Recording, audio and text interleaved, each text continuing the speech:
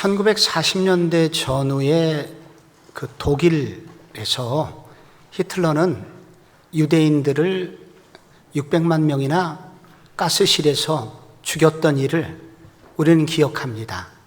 근데 그때 독일 교회는 히틀러의 그런 나치주의에 동조하였습니다.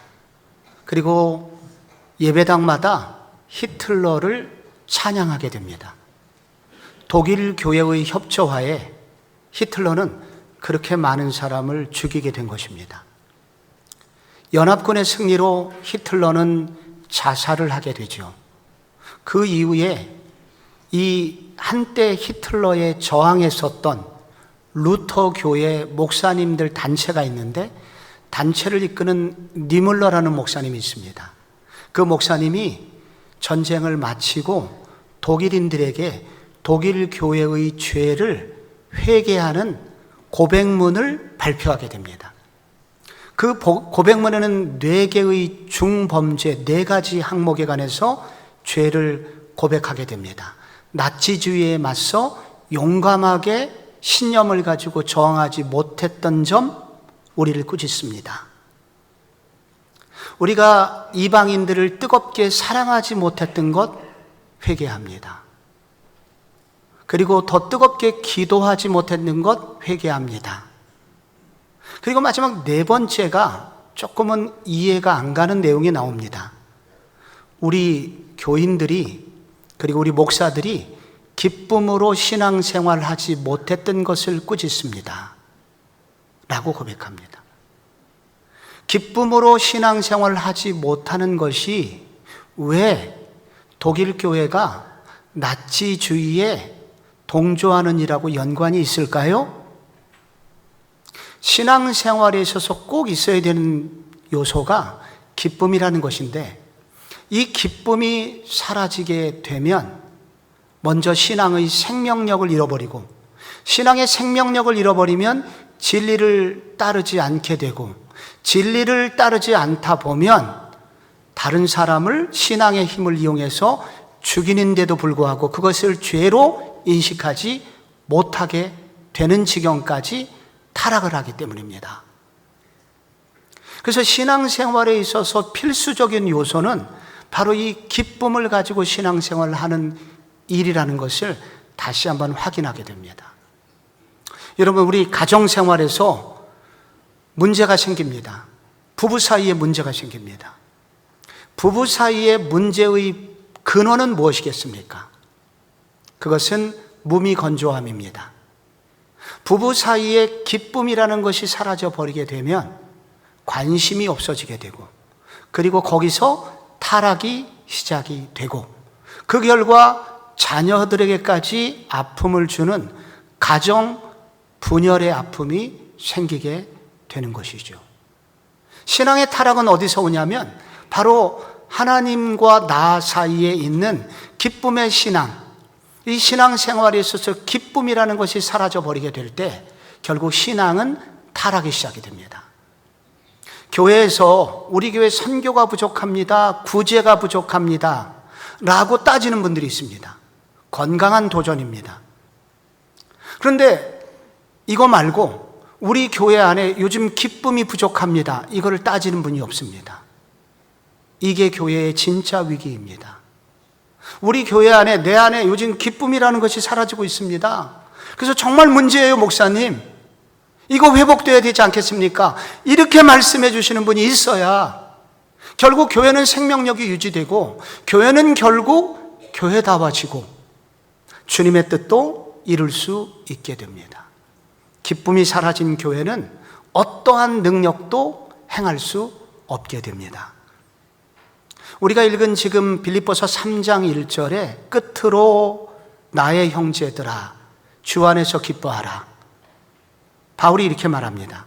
여기 끝으로는 영어로 furthermore, 한 걸음 더 나가서 그동안도 내가 강조했던 것이 있지만 제가 오늘 하나 더 깊이 한 걸음 더 나아가서 또 한 번 얘기하는 게 있습니다.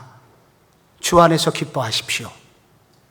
그러면서 뭐라고 그럽니까? 너희에게 같은 말을 쓰는 것이 내게는 수고로움이 없고 너희에게는 안전하니라. 이렇게 내가 반복하고 또 반복해서 여러분 지겨워요? 이거는 너무 중요한 얘기라 반복을 안 할 수가 없습니다. 지난번에 기쁨이라는 주제 설교 들으셨나요? 아닙니다. 한 번 갖고는 안 됩니다. 이건 너무 중요한 주제입니다. 내게 반복하는 것, 같은 말을 쓰는 것이 수고로움이 없고 내가 이게 마지못해서 하는 것이 아니라 정말 중요해서 하는 말입니다. 그리고 너희에게는 안전하니라. 이래야 신앙생활에 실패가 없습니다. 신앙생활에서 정말 중요한 요소입니다. 그러므로 주 안에서 기뻐해야 되는 이 기쁨의 요소가 내 안에 발견되지 않는다면 우리는 반드시 재충전을 해야 됩니다. 다시 회복되어야 됩니다. 기름이 떨어지면 주유소에 가서 충전하면 됩니다. 그러나 내면의 감정 탱크에서 기쁨이 말라갈 때 우리는 어디 가서 충전할 수 있을까요? 기쁨의 신앙생활은 어디서 회복될 수 있을까요? 그 문제를 오늘 성경은 다루고 있는 것입니다. 첫째, 종교화되는 것을 분별해라. 우리가 종교화되려고 할 때 기쁨이 사라지게 된다. 종교화를 막아라. 여기 2절 말씀에 개들을 삼가고 행악하는 자들을 삼가고 몸을 상해하는 자들을 삼가라. 기쁨과 연관해서 개들을 삼가라고 나오고 있습니다. 여기 삼가라 삼가라 삼가라라는 것은 요즘으로 말하면 3번 반복을 했기 때문에 프레카드를 걸어놓은 겁니다. 너무 중요해서 빨간 줄로 밑줄을 10개 정도 그어놓은 겁니다. 개들을 삼가라는 단어, 이 삼가라는 원래 보다라는 단어인데 잘 관찰하라는 얘기고 이것은 결국 분별하라는 얘기입니다. 개들을 분별하십시오. 개들을 분별하라는 얘기 주의하십시오. 30년 전만 해도 골목길에 개조심이라는 문구가 여러 번 있었는데 요즘 보기 힘듭니다만 개조심을 해야 됩니다. 여기서 개조심을 하라는 이 개는 유기견을 말합니다. 주인에게 버림을 받았든지 혹은 의도적으로 스스로 자발적으로 주인으로부터 도망을 나왔든지, 그래서 주인 없는 개, 들개, 야생개, 그래서 음식을 쓰레기통에서 뒤져먹고 그리고 병균을, 전염병을 옮기고 있는 그런 개들을 말합니다. 그런데 이 뉘앙스는 개들이라는 것은 온건한 표현이고 정확 그 의미를 살려보면 개놈들을 분별해라 라고 표현을 하고 있습니다. 바울은 이 부분에서 상당히 분노하고 있습니다. 이렇게 온유하고 온건했던 바울이 오래간만에 입에서 욕이 나오고 있습니다. 그래서 정말로 주의해야 될 것이 이 개놈들입니다. 그럼 이게 개놈의 정체는 도대체 무엇인가? 한마디로 많은 사람을 잘못된 길로 이끌어가는 사람들인데 그들의 정체는 유대 율법주의자들입니다. 이 개들을 삼가고 같은 옆줄에 행악하는 자들을 삼가고 몸을 상해하는 일을 삼가라. 같은 말을 반복하고 있습니다. 그 개들의 정체는 뭐냐면 행악하는 자들입니다. 행악하는 자들은 겉으로는 율법을 잘 지켜야 됩니다. 말은 하면서도 그 실제로는 자기들도 지키지 않을 뿐만 아니라 하나님의 마음을 모르고 하나님의 마음을 아프게 하는 자들, 행악하는 자들입니다. 달리 말하면 이 사람들은 또 하나 옆에 행악하는 자들 하고 옆에 몸을 상해하는 자들 이렇게 기록되어 있습니다. 몸을 상해한다는 것은 할례를 받아라 라는 뜻인데 할례를 받으라는 단어가 헬라어에 있습니다. 그런데 여기에 유일하게 나쁜 의미로 할례를 받다라는 단어가 여기 특별히 쓰였습니다. 할례의 정신과는 상관없이 살점만 베는 형식주의자, 그게 몸을 상해하는 자입니다. 요거를 합쳐서 종합해보면 유대 율법주의자들이라고 할 수가 있습니다. 유대 율법자들, 이 개놈들이 교회를 이 교회 저 교회 돌아다니면서 이렇게 가르쳤습니다. 예수를 믿는 것만으로는 구원받을 수 없습니다. 예수를 믿는 것은 이제 구원이 이제 조금 이루어진 것이고, 진짜 구원받는 사람이 되려면 유대인들처럼 할례를 받아야 되고, 유대인들처럼 제사를 드려야 됩니다. 그리고 유대인들처럼 율법을 잘 지켜야 그때 우리는 구원받는 사람이 될 수 있습니다 라고 가르치고 다니는 자들을 말합니다. 이 얘기에 도전을 받아서 정말 그런가 보다 하고 그때 할례를 받는 자들이 나타났습니다. 그리고 제사를, 구약의 제사를 지켜야 구원받는다고 하니까 열심히 양을 잡고 소를 잡는 사람도 일부 나타나기 시작했습니다. 요거를 뭐라 그러냐? 이 종교적 행위라고 합니다. 이 종교적 행위에 참여하는 사람들이 나타나기 시작했습니다. 그런데 동시에 이런 종교적 행위를 하는 사람들 속에 나타나는 현상이 있으니 그때 기쁨이라는 것이 사라져버리게 됩니다. 이게 왜 이렇게 문제가 될까요? 여러분, 이 유대 율법자들이 진짜 구원받는 사람이 되려면 유대인들처럼 할례를 받아야 됩니다. 종교적 행위를 해야 진짜 구원받을 수 있습니다 라는 말이 왜 이렇게 잘못된 것일까요? 조금만 좀 여러분 신경 써보세요. 이 대목이. 여러분, 우리가 처음 예수를 믿을 때 예수님의 십자가의 은혜로 우리가 아무것도 한 것이 없지만 우리가 죄인됨을 고백했을 때, 우리가 예수님을 믿었을 때 우리가 하나님의 자녀가 됩니다. 이때 우리는 구원받게 되죠. 이 구원받는 사건을 일컬어서 칭의가 이루어졌다. 칭의. 우리가 한 것이 없지만 우리 믿음을 보시고 의롭다고 여겨주심. 이 칭의의 일이 하나님과 우리 사이에 만들어집니다. 이거는 사람이 태어나는 것하고 같아요. 아이가 태어나게 된 것입니다. 이거는 한 번 일어나는 것입니다. 한 번만 태어나면 돼요. 두 번 태어날 필요가 없습니다. 그런데 이제 태어났어요. 태어나면 자라야 됩니다. 그 다음 단계 구원이 이루어지는 과정이 있습니다.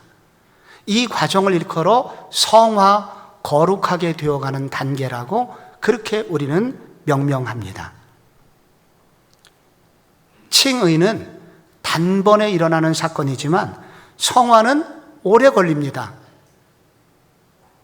이 성화의 기간 중에 우리가 만나는 어려움은 뭐냐면 신앙생활을 뜨겁게 잘할 때도 있지만 죄를 또 짓고 실패할 때가 자주 있습니다.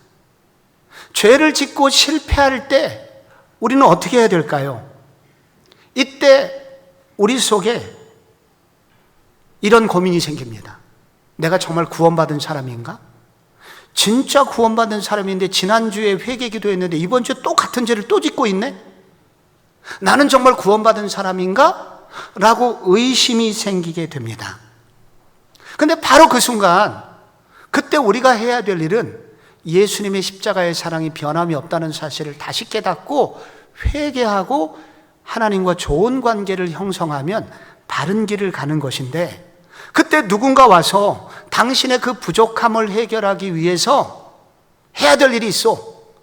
유대인처럼 할례를 받아야 되고 제사를 잘 드려야 되고 율법을 지켜야 돼요 하고 종교적 행위를 가르침을 받고 그 일을 따라가는 사람이 있다면, 이런 사람을 일컬어서 우리는 뭐라고 그러냐면은 칭의에 대한 확신을 성화에서 찾으려는 경향이라고 부릅니다. 하나님과 나와의 관계는 오직 은혜에 의해서 되는, 하나님의 전적인 은혜로 되는 것인데, 내가 좀 거룩하게 살면 하나님의 자녀가 되겠지 라는 방식으로 신앙생활을 하기 시작한다는 겁니다. 그때 기쁨이 사라져버려요. 초등학교 1학년 학생 1등을 합니다. 학교 가서. 부모님께, 할아버지 할머니에게 오매 우리 집안의 자랑거리야. 막 사랑을 받았습니다.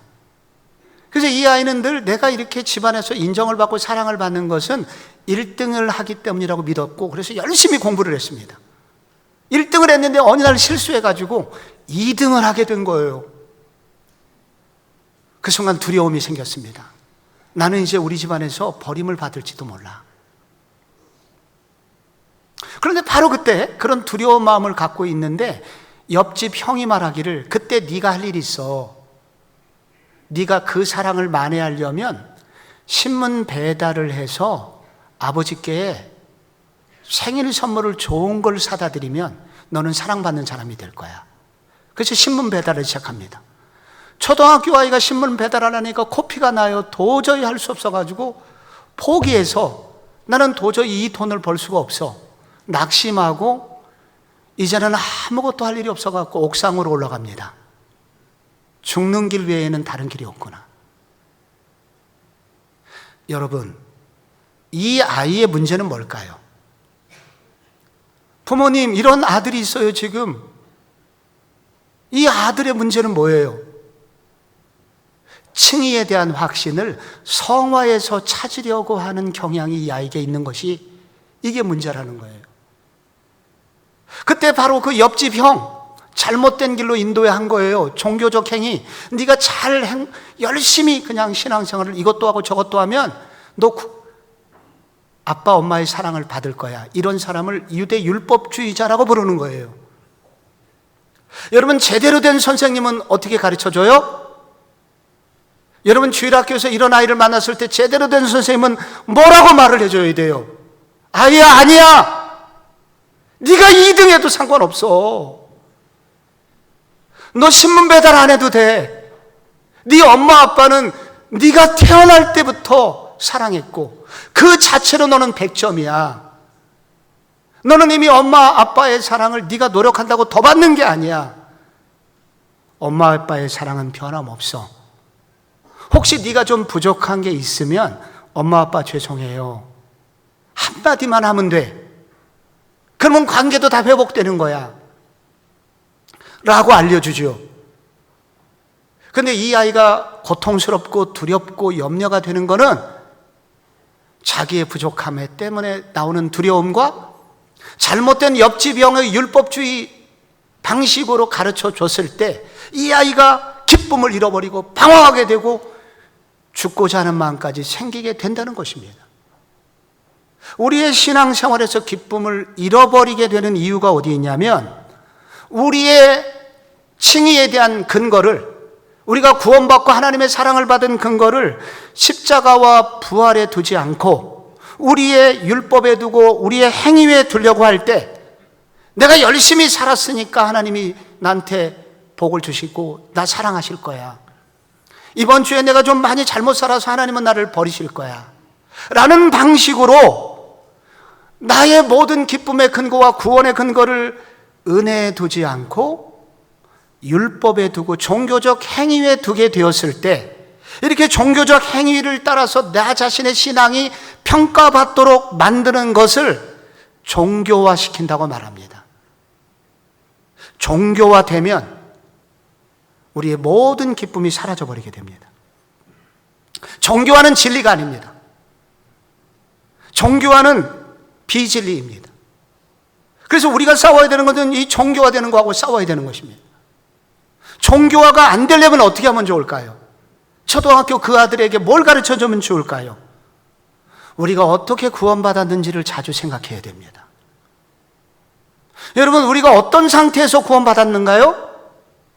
원래 바닥이었을 때, 우리가 죄인 되었을 때, 흠이 너무 많고 부족한 것이 투성이었을 때 하나님은 일방적으로 예수 그리스도를 십자가에서 내어 달아 죽이시기까지 우리를 사랑하신 것을 기억해야 됩니다.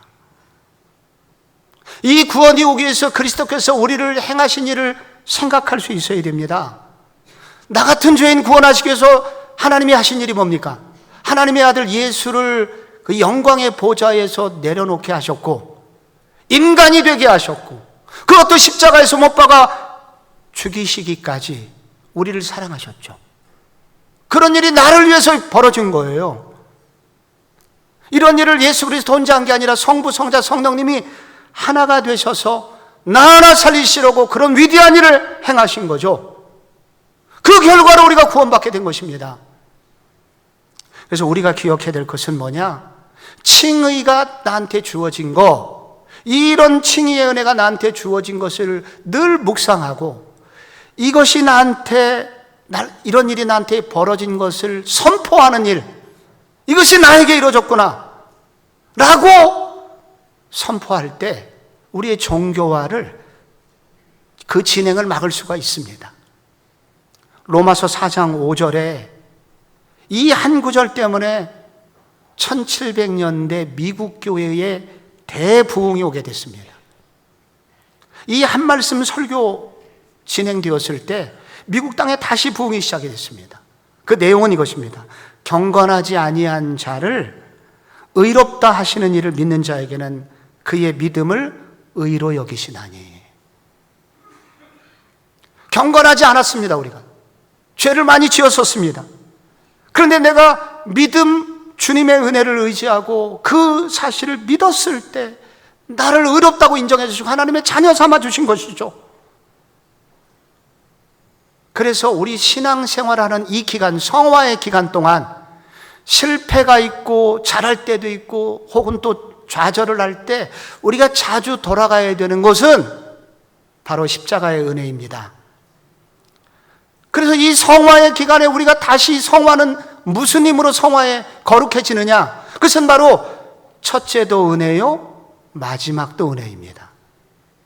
매일매일 이 그리스도의 십자가의 은혜를 기억하고 내가 그 은혜에 의해서 이렇게 구원받은 사람이라면 내가 만나는 이 문제도 주님이 도와주시겠지 하고 다시 주님의 은혜를 의지하고 나갈 때 이 성화의 기간에서도 우리는 주님의 은혜 안에서 기쁨을 유지하면서 신앙생활을 할 수 있게 된다는 겁니다. 찬송가 494장에 만세반석 열리니 내가 들어갑니다 라는 찬양이 있죠. 이 찬양 3절이 진리입니다. 빈손 들고 앞에 가 십자가를 붙드네 의가 없는 자라도 도와주심 바라고 생명샘에 나가니 나를 씻어주소서. 우리가 날마다 생명샘에 나가서 주님, 내가 오늘도 주님의 은혜 없이는 살 수 없습니다. 그래서 내가 종교인이 되는 것이 아니라 예수 그리스도의 십자가로 하나님의 자녀로서 오늘 하루도 살아가고 있음을 늘 기억하고자 할 때 그때 놀라운 일이 생겨요. 내 속에 기쁨의 샘에서 신기한 샘물들이 솟아나는 것을 체험하게 됩니다. 우리가 기쁨을 재충전하려면 둘째로 성령 안에서 예배하고자 해야 합니다. 오늘 이 기쁨을 계들을 논하면서 3절은 연이어서 바울은 이렇게 말합니다. 하나님의 성령으로 봉사하며. 하나님의 성령으로 봉사하며, 봉사하다는 단어는 원문에는 제사장의 업무를 하다. 제사장의 주 업무는 제사를 진미하는 것입니다. 그래서 하나님의 성령으로 봉사하면은 하나님의 성령으로 예배하며로 번역되어야 옳습니다. 그런데 우리의 모든 봉사도 예배하는 마음으로 해야 되기 때문에 모든 봉사도 예배라는 뜻이죠. 그래서 하나님의 성령으로 예배하고 봉사해라. 이 말은 우리가 하나님의 성령과 상관없이 예배를 드리는 사람이 있을 수 있다는 얘기입니다. 성령님이 누구신지를 모르고 예배를 드리는 분이 있을 수 있다는 것입니다. 성령님을 모르고 예배를 드리게 되면, 성령님을 의지 않고 예배를 드리게 되면 잠시 분위기 따라서 기쁨이 있는 것 같다가도 기쁨이 사라져버리게 된다는 뜻입니다. 그래서 기쁨의 샘이 계속 넘치려면 성령님의 은혜를 의지해야 된다는 것입니다. 그래서 성령님을 알아야 됩니다. 성령님은 누구신가? 하나님이십니다. 천지를 지으신 성부 하나님, 성자 예수님과 더불어 성령님은 하나님이십니다. 이 성령 하나님의 특징을 성경은 자주 불에 비유합니다. 그래서 불이라고 하는 것은 열정이죠. 그래서 성령의 임재를 체험하게 되면 우리 속에 식어진 가슴에 불이 붙게 되고 사랑할 수 있는 용기가 생기게 되고 열정을 가지고 어떤 일을 하게 된다는 것입니다. 그래서 주 안에서, 성령 안에서 예배를 드리라고 하는 것은 바로 성령을 의지하게 되면 우리 속에 식어진 열정이 회복되게 되고 사랑하는 마음으로 예배를 드릴 수 있는 신비한 은혜가 주어지게 된다는 것입니다. 성령은 종종 바람에 비유됩니다. 바람은 에너지입니다. 도저히 무너뜨릴 수 없는 것들을 성령님을 의지하면 무너뜨릴 수 있게 된다는 것입니다. 우리는 죄를 이길 수 없어요. 세상의 죄, 유혹을 이길 수 없어요. 근데 성령을 의지하게 되면 성령님이 도와주시는 사람은 바로 그 죄를 이기고 세상의 유혹을 이길 수 있는 힘을 얻게 된다는 것입니다. 그 결과 성령을 의지하게 되면 도저히 사람이 이룰 수 없는 일을 이룰 수 있게 된다는 뜻입니다. 성령 안에서 예배를 드리게 되면 의무감이 아니라 열정으로 예배하게 됩니다. 성령을 의지하게 되면 습관적으로, 형식적으로 예배를 드리던 사람이 감격을 가지고 뜨거운 마음으로 예배를 드리게 됩니다. 오늘 아침에 이 예배당을 나올 때 두 종류의 사람은 있었을 것입니다. 내가 오늘도 또 예배를 해야 되나? 이게 지금 부모님 때부터 어쩔 수 없이 내가 또 예배를 드리러 가야 되는구나. 가정의 평화를 위해서 또 가야 되는구나. 혹은 벌받지 않으려면 또 가야 되겠지 하는 마음으로 오신 분도 계시겠지만, 야, 오늘도 예배를 드릴 수 있게 되었구나. 나한테 예배를 드릴 기회를 주셨구나. 예배가 기다려져. 예배가 나의 소망이야. 라고 하는 마음으로 오신 분도 계시겠죠. 이렇게 자발적인 마음과 열정의 마음과 사랑의 마음과 기꺼움의 마음으로 예배를 드리는 것은 모두에게 주어진 것이 아닙니다.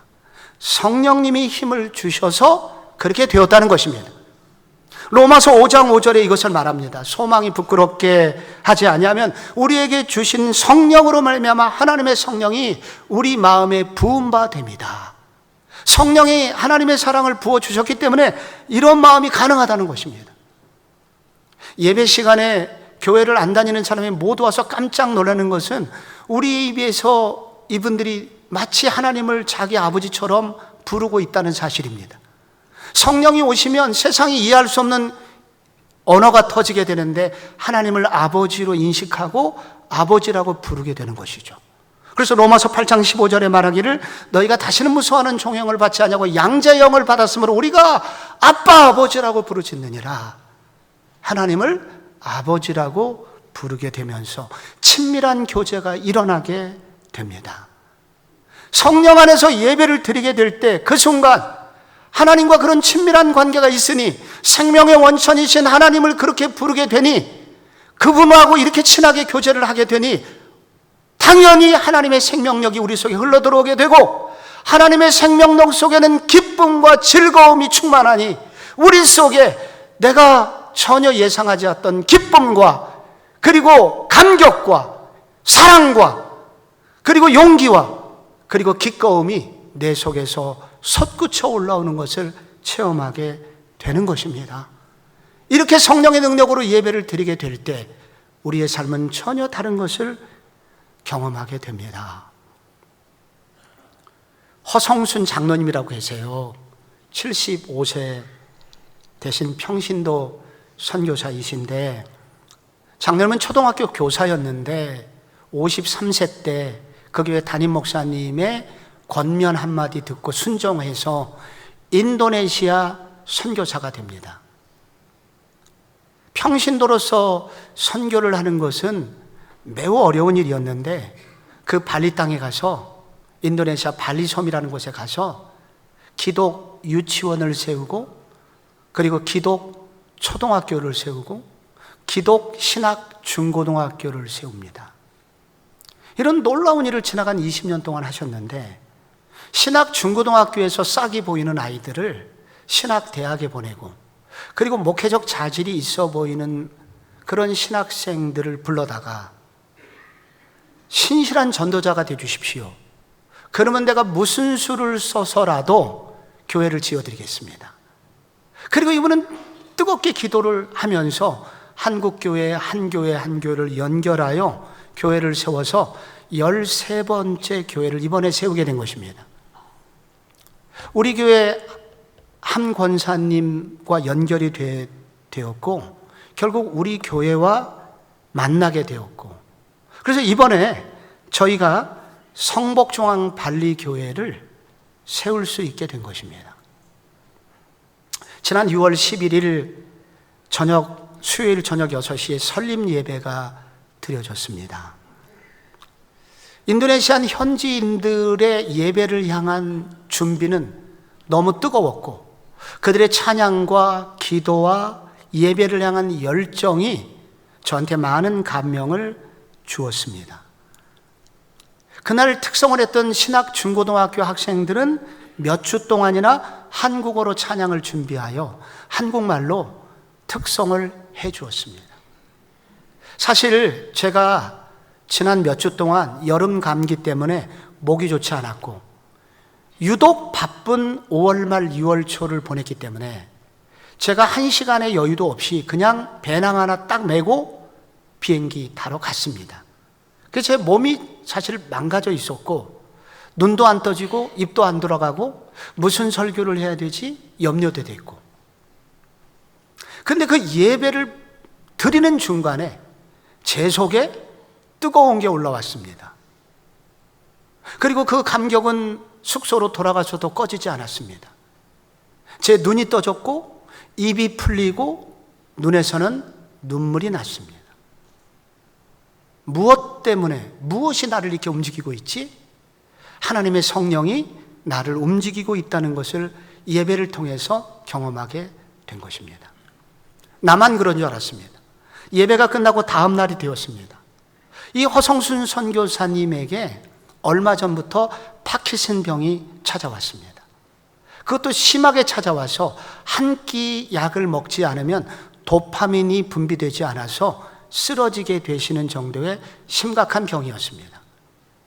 그런데 그 설립 예배를 준비하시느라고 너무 바빴고, 그래서 깜빡 그 시간을 보내고 점심을 보내고 약을 못 먹고 지내고, 저녁도 예배를 드리다 보니까 잊어먹었고, 밤 12시가 되었습니다. 집에 돌아가서 그분들이 깨닫게 된 것이 있습니다. 아니, 어떻게 2끼나 약을 안 먹었는데 내가 멀쩡하지? 라고 깨닫게 된 것입니다.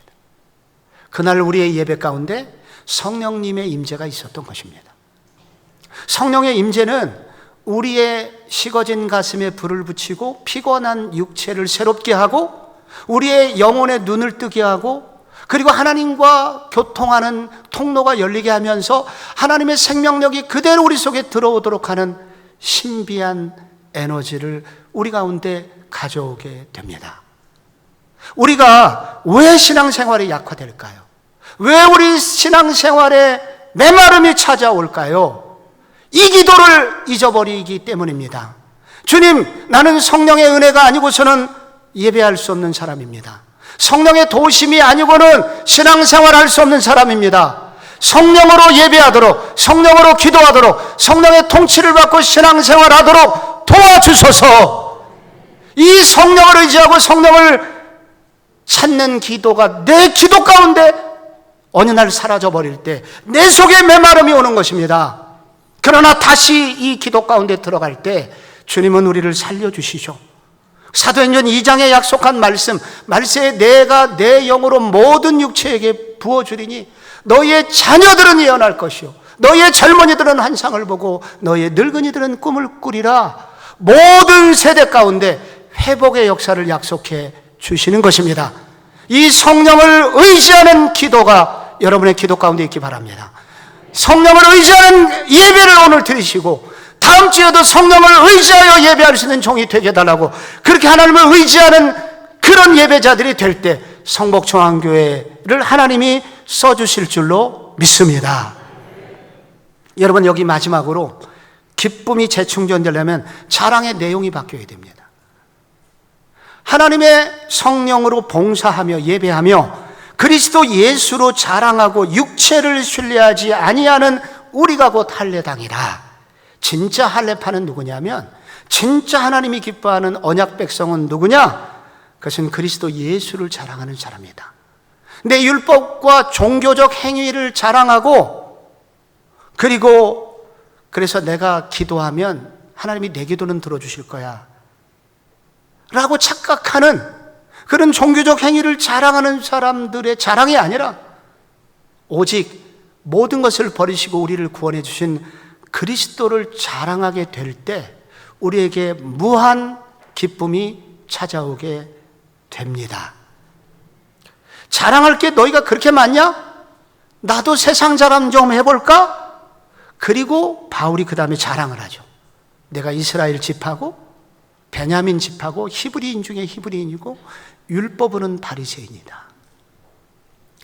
여기 이스라엘 족속이라고 하는 말은, 여러분, 아브라함의 후손 중에 이스마엘도 있고 이삭도 있잖아요. 나는 이삭의 후손이라는 거예요.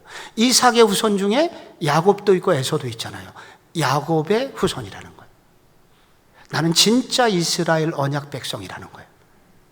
히브리인 중에 히브리인이라는 말은, 이 디아스포라 유대인들이 생기면서 많은 유대인들도 히브리 말을 잊어버렸습니다. 그런데 이 바울은 어렸을 때부터 부모님이 철저한 교육을 시켜서 히브리어를 능통하듯 배웠습니다. 나는 진짜 히브리파 사람이다 라고 말하는 것입니다. 또한 베냐민 지파라고 말합니다. 이스라엘 12지파 중에 첫 번째로 초대 왕이 사울이고, 사울이 바로 베냐민 지파 사람입니다. 모르게 베냐민 지파 사람입니다. 솔로몬 사후에 북이스라엘과 남유다로 나뉘어질 때 정통 다윗의 족보가 남유다로 흐르는데 남유다에 두 지파만 있습니다. 바로 유다 지파와 베냐민 지파만 있습니다.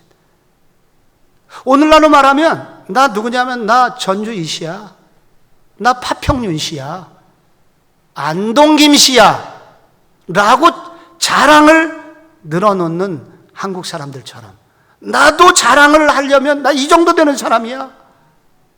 그런데 7절에 그러나 무엇이든지 내게 유익하던 것을 내가 그리스도를 위하여 다 해로 여기고, 8절의 마지막 모든 것을 잃어버리고 배설물로 여김은 그리스도를 얻었기 때문이다.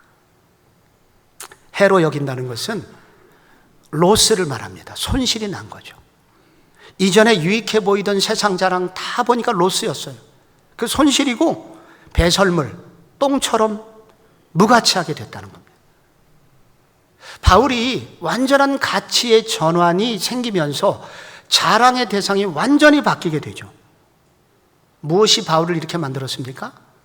다메섹으로 예수 믿는 사람들을 잡아 죽이러 가던 길에 태양빛보다 더 밝은 빛을 만나고 눈이 멀게 되고 3일 후에 다시 눈을 뜨게 되면서 그의 인생관, 시각이 완전히 바뀌게 되죠. 진짜 빛을 만나자 촛불은 불이 아니라는 것을 알게 됩니다. 초롱불은 불이 아니라는 것을 알게 됩니다. 그걸 없애라는 뜻이 아니라 진짜 빛을 만나니 나머지 것들은 사소하게 보이게 됩니다. 예수를 만나니 세상 자랑은 헛된 것이었습니다. 그 다음부터 그런 예수만 자랑하게 되는 거예요. 예수만 자랑하다 보니 놀랍게 예수 안에 있는 기쁨이 바울 것이 되고 계속해서 기쁨은 커지게 되었다고 합니다. 예수를 자랑하려고 할 때 이 기쁨은 끊임없이 솟구쳐 나옵니다.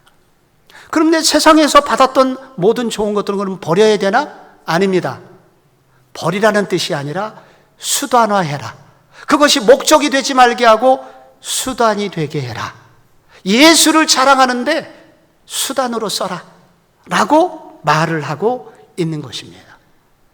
양영자 탁구 선수가 88올림픽 때 금메달을 따고 그 이후에 얼마 되지 않아서 남편 이영철 선교사와 함께 몽골 선교사가 되었고 20년 사역을 마치고 한국에 돌아와 탁구 선교회를 조직해서 지금도 많은 사람에게 복음을 전하러 다니고 있습니다.